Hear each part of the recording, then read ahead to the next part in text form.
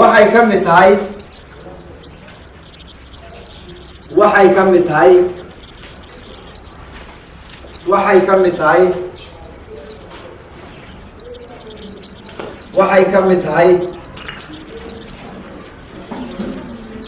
waxay ka mid tahay waxay ka mid tahay waxay ka mid tahay tilmaamaha wanaagsan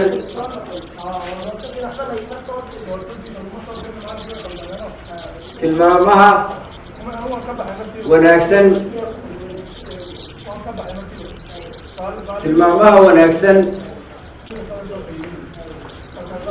ee lagu yaqaano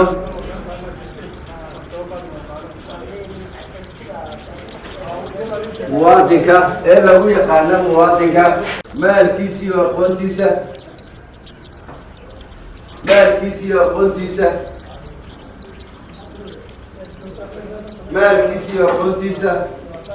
isla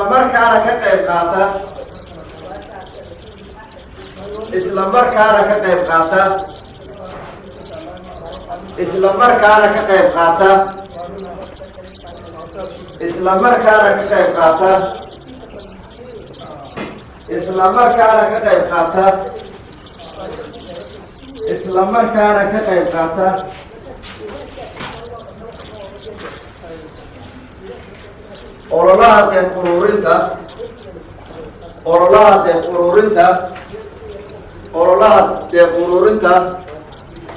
ololaha deeq ururinta